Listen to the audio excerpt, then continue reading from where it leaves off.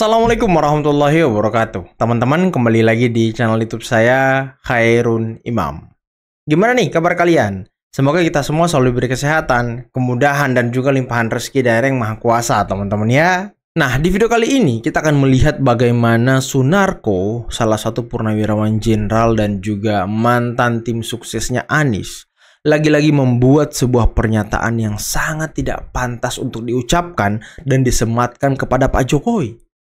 Dan ini ucapan yang sangat amat merendahkan Pak Jokowi, teman-teman. Dan mirip apa yang dikatakan oleh Rocky Gerung beberapa tahun lalu terhadap Pak Jokowi ketika Pak Jokowi masih menjabat. Entah apa salah Pak Jokowi kepada mereka ya. Kenapa mereka sangat benci dan dendam kepada keluarga Pak Jokowi? Apakah karena kalah pilpres? Apakah karena kalah berkali-kali sehingga sulit untuk move on? Ataukah tidak mendapatkan kue kekuasaan di zaman Pak Jokowi? Apalagi Sunarko nih ya, sudah beberapa kali diingatkan oleh anak buahnya. Bahkan salah satu purnawirawan jenderal yang sangat mentereng, yakni Bapak Hendro Priyono, juga sudah pernah memberi nasihat kepada Sunarko bahwa jangan menyeret-nyeret Pak Prabowo ke dalam urusan remeh-temeh. Jangan membuat fokus Pak Prabowo terganggu dengan isu yang gak jelas gitu. Ya, tapi saya menemukan sebuah potongan pidato Pak Prabowo yang sedikit menyentil mungkin ya si Sunarko ini. Dan juga Bung Sylvester Matutina yang ikut membongkar seperti apa kelakuan Sunarko. Dan memang Sunarko ini sudah beberapa kali membuat kegaduhan-kegaduhan teman-teman di Republik ini.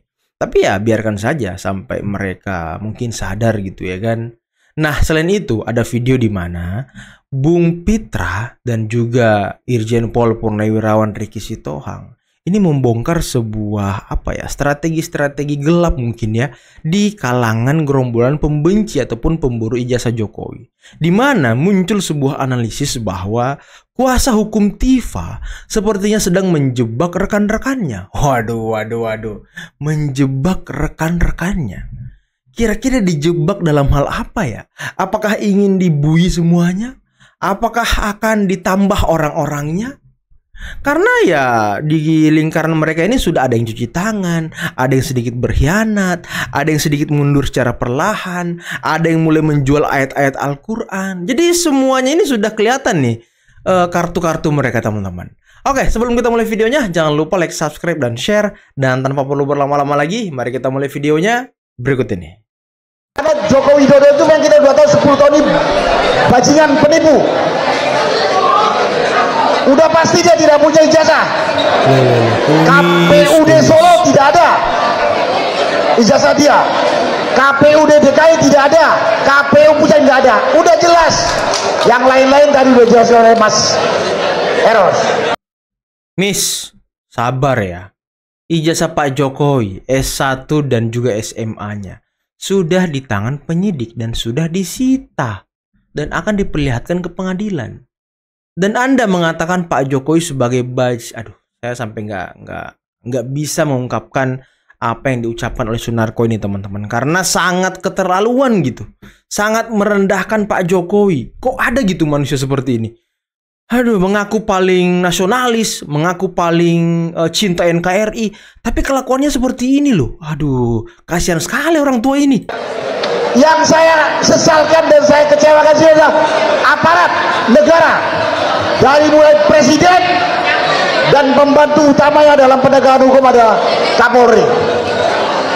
Karena itu pada kesempatan ini saya menuntut kepada Presiden Prabowo, saya ulang lagi, Bapak Kemarang, jangan keluar negeri saja, dalam negeri ini compang-camping.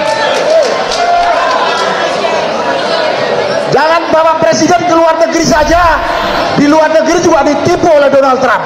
Ditipu katanya, ditipu. Di dalam negeri rakyatnya menderita, dikriminalisasi ini. Bapak akan bertanggungjawabkan di dunia dan di akhirat. Kalau ini kriminalisasi ditangani oleh polisi, polisi ini atasan langsungnya adalah presiden. Jadi dalam hal ini saya hanya mau mengatakan kepada tanggung jawab Bapak Presiden udah capek, utang banyak, Waduh. nggak menang, Waduh.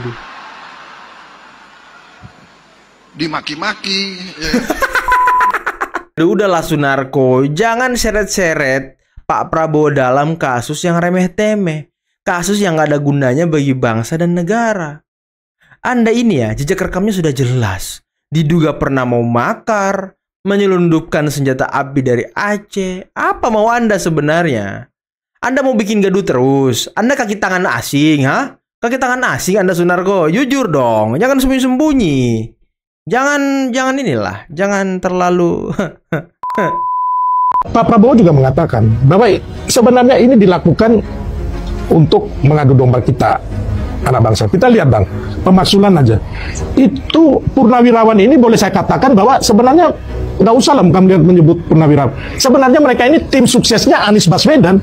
Tim suksesnya waktu 14 Februari setelah coblosan, sebulan, dan itu kan setelah itu kan Prabowo Gibran kan dinyatakan menang tapi secara quick count, belum resmi lah kan.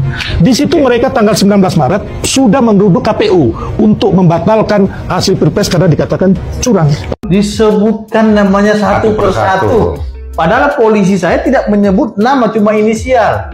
RS kata dia kan, atau TF kata dia gitu kan. Nah, dia ini dengan jelas dan gamblang mengumumkan itu sehingga masyarakat publik semua tahu. Berarti 12 ini harus dikawal. Jangan ada main-main terhadap orang 12 ini. Pendapat dari seorang mantan Karawasidik seperti apa? Terima kasih Bung Fitra.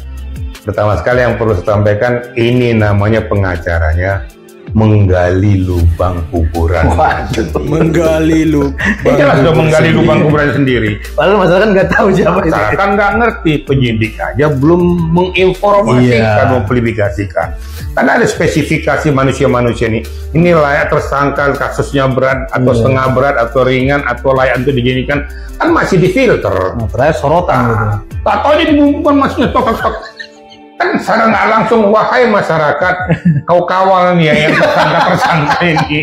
Kau kawal dengan membunuh orang-orang itu sebutkan gitu loh. Ya kan kacau jadinya kan. Ini musuh dalam selimut atau apa? Yang tadinya pada juga kayak gitu kan. Bener kayak ini membela gua. Tadinya saya nggak mau disebutkan, kok sebutkan. Iya, polisi aja nggak ada menyebut nama loh. Akhirnya masyarakat pas tiba-tiba baru 10 lengkap lagi sebut nama. Kok dua ini belum? Nah, iya. Kemana ini? Nah, benar. Bagaimana dong? Harus masuk juga gitu. Masuk kan? juga. Apalagi lawannya mereka tuh pasti kami tidak mau tahu, kami tuntut supaya mereka masuk. Yang tadinya belum tentu masuk ke arena situ. Betul. Makanya saya katakan, ini mulutmu harimaumu yang memakan dirimu sendiri. Kau buat kubangan untuk menggali kuburan teman-temanmu sendiri. Akhirnya masyarakat akan menuntut itu supaya muncul. Nah, ini kan ini pengacara atau apa sih? Aku juga bingung juga kok bisa-bisanya kayak gitu. Jadi ini penyidik kuadrat. Penyidik Itu kuadrat. penyidik kuadrat dong, Bu Fitra. Itu juga dia tahu. Oh ya sih, pengacara sering berhadapan dengan polisi. Kalau polisinya belum publikasikan, kok udah speak. Mendahului ya. Mendahului. Waduh, ini ngeri teman-teman. Ya, ketika di Rakyat Bersuara kemarin kan kuasa hukumnya si Tifa ini itu kan membacakan calon-calon tersangka. Apa sih istilahnya? Saya lupa tuh, ada singkatannya lah teman-teman. Ya seharusnya ini tidak disebutkan, polisi aja tidak mau menyebutkan, tapi kuasa hukumnya menyebutkan. Wah, menurut Pak Riki Sitohang ya ini musuh dalam selimut ini. Apakah kuasa hukum Tifa sedang menjebak dan menggali kubur teman-temannya teman-teman? Coba kalian komen di bawah ya. Selalu ada yang nyinyir. Jadi ini gimana ya? Kita perlu kritik, kita perlu pengawasan. Tapi kalau nyinyir agak lain ya. Nyinyir itu betul Pak. Betul. Nyinyir, aman, gitu-gitu. Kita nggak ada yang benar gitu, ya kan? Kita mau kerja baik itu nggak ada yang benar. Makan bergizi gratis di awal-awal bilangnya nggak ada gunanya makan bergizi gratis. Waduh, Ya siapa kan? tuh? Siapa tuh Pak? Malah ada yang ditanyakan, mau makan bergizi gratis atau pendidikan gratis? Waduh, siapa tuh Pak? Saudara-saudara, Undang-Undang Dasar 45 itu mewajibkan kita untuk pendidikan gratis. Kita harus mencari jalan untuk memberi pendidikan gratis untuk rakyat kita. Jangan dipertentangkan. Tapi anak-anak yang lapar tidak boleh dibiarkan lapar. Betul, betul Pak. Dia Apalagi belajar dalam keadaan lapar, oh jangan. masa depan kita. Nah ini teman-teman penting nih. Ya sekolah gratis, tapi kalau anak ini nggak makan terus ke sekolah, nanti nggak fokus belajarnya kan. Nanti di sekolahnya malah sakit perut. Nah makanya pendidikan gratis, apalagi makan gratis, ini kan harus sejalan bersama. Dan sekarang Pak Prabowo sudah membuat sekolah rakyat yang keren banget loh. Ada asramanya, tidak boleh menggunakan handphone. Anak-anak dilatih untuk fokus belajar teman-teman. Tidak bermain handphone, bermain game. Jadi benar-benar mereka dibentuk untuk menjadi sumber daya manusia yang unggul. Ditambah makan gratis lagi. Waduh udah komplit lah teman-teman. Emang Pak Prabowo ini paten sekali ya kan. Seperti wawancara saya yang terdahulu kepada rekan-rekan media, saya bilang dalam rangka peningkatan kepenyidikan tunggu saja ya, bahwa beliau juga akan diperiksa sebagai saksi pelapor agar betul-betul komprehensif ya, untuk memenuhi administrasi penyidikan tentang apa yang dipertanyakan kepada yang terduga sebagai terlapor dengan apa yang akan dipertanyakan kepada saksi pelapor ya. Nah, sudah bergulir, walaupun minggu yang lalu itu sempat ditunda karena kesibukan beliau, bukan gara-gara sakit, karena kesibukan beliau. Itu keterangan yang saya dapat. Dan fakta ya, beliau sangat patuh hukum dan mendatangi Polresta Solo ya untuk diminta keterangan dalam bentuk BAP, termasuk saksi-saksi yang lain ya.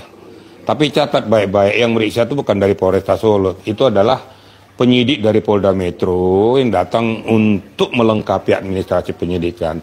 Kenapa sampai datang ke Solo? Ini kan untuk mengejar, justru untuk mempercepat waktu.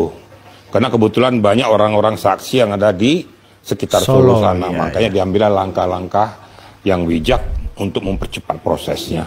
Jadi tidak ada yang aneh, jangan ada pertanyaan kenapa ada keistimewaan. Nggak ada keistimewaan. Bahkan saya melihat tadi, jujur ya, saya sebagai manusia biasa ya, saya terharu, tersedih melihat wajahnya Pak Jokowi dengan seperti itu datang. Ingat loh, yang datang itu adalah seorang presiden ke-7 loh. Betul ya, Pak. Orang yang tertinggi di Republik ini sampai diperlakukan gitu. Tapi beliau daripada ini berlarut-larut terus, dia menjawab itu. Dan faktanya tadi juga sudah disita ya, itu ya ijazah SMA dan S1 ya, semua disita. Jadi tentunya untuk bahan pembuktian. Dan saya tekankan kembali, walaupun sudah disita dengan BAP yang sudah dilakukan, termasuk saksi yang lain, tidak ada kewenangan daripada Polisi. terlapor untuk minta supaya ditunjukkan. Tidak, nanti kau tunggu saja di sidang pengadilan. Sampai bergulir juga ke JPU. Karena itu rahasia penyidikan, semua itu akan dihimpun. Nah, perkiraan saya sebagai seorang penyidik, ya, kalau nanti hasil uji lab, mungkin bisa saja uji lab kedua kali dilakukan oleh Polda Metro dengan laboratorium forensik atau digital forensik, ternyata memang itu betul-betul asli sesuai dengan apa yang dilakukan oleh Bareskrim, sama bentuknya, feeling saya mengatakan ya, peningkatan status dari dia terlapor jadi tersangka. Waduh. Kalau ijazah Pak Jokowi sudah diforensik ulang oleh Polda Metro dan identik lagi dengan ijazah-ijazah pembanding, mungkin 10 atau 15 atau 30 pembanding. Waduh, tamat riwayat kau Roy Suryo, tamat, nggak ada lagi. Dan sekarang sudah di framing tuh Pak, katanya Jokowi diistimewakan dan lain sebagainya. Ya, padahal ya penyidik melakukan langkah-langkah taktis untuk mempercepat penyidikan biar tidak makan waktu lama ya kan, biar kasus ini tidak terombang-ambing kelamaan karena bikin gaduh teman-teman. Makanya ya mungkin pihak Polda Metro jemput bola gitu ke Polres Surakarta. Nah ini keren nih. Jadi kalau menurut saya Egy Sujana adalah seorang pengecut ya, yang membuat gaduh negara ini ya, berlaga seperti bahwasanya dia tersakiti ya dikriminalisasi ya. Selama ini kan waktu dia melaporkan ke Bareskrim dengan tim TPUA-nya ya kan, sedang diproses, dipanggil untuk dimintai keterangan dalam gelar perkara tidak hadir. Katanya sakit di Malaysia. Operasi ya. katanya. Dan proses itu tetap berjalan. Nah ini sekarang prosesnya kemarin itu dia meminta ada gelar perkara khusus. Dilakukanlah gelar perkara khusus. Nah, kemudian ya mencoba untuk mempengaruhi opini publik dengan menggunakan kursi roda. Ya bermain drama lah untuk itu. Betul. Coba akhirnya apa kita lihat. Dia rupanya lari ke Inggris. Sedangkan yang lain ini kan siap-siap untuk jadi saksi terlapor kan. Termasuk yang 12 orang itu. Nah ini di Inggris melapor kepada Amnesty International. Apakah dia pakai kursi roda? Sehat-sehat aja dia. Nggak ada masalah kan gitu.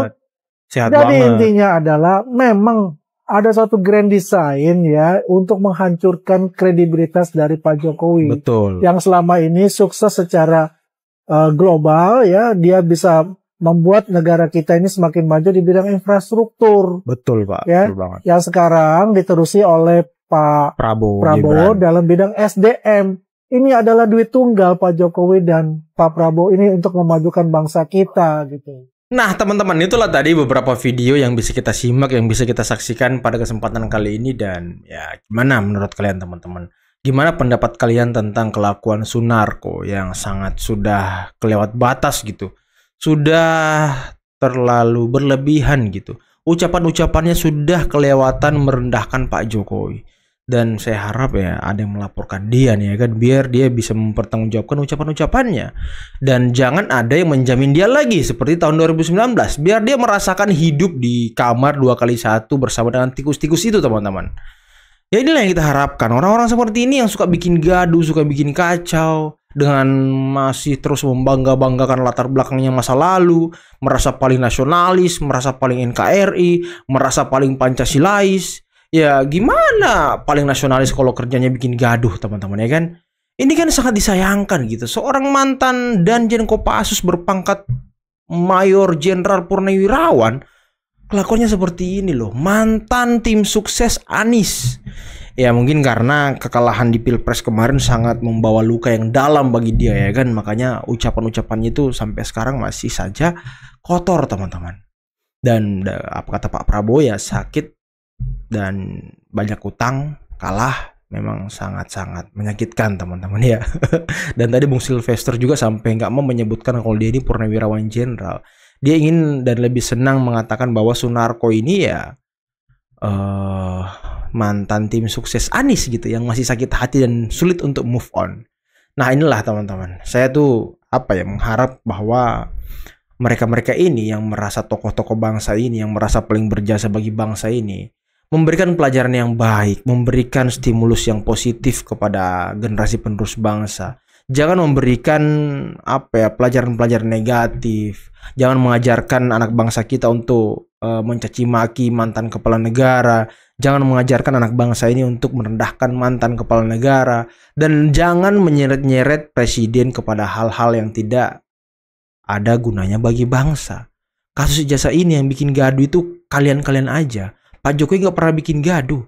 Pak Jokowi hanya tidak ingin menunjukkan ijazahnya. Pak Jokowi hanya ingin menunjukkan ijazahnya di pengadilan. Dan itu akan dilakukan. Setelah penyidik sudah menyita jasa Pak Jokowi, nanti sudah pasti akan ditunjukkan di pengadilan. Dan siap-siap saja kalian menanggung akibatnya. Dan masih ingat kata kuasa hukum Pak Jokowi, tunggu tanggal mainnya.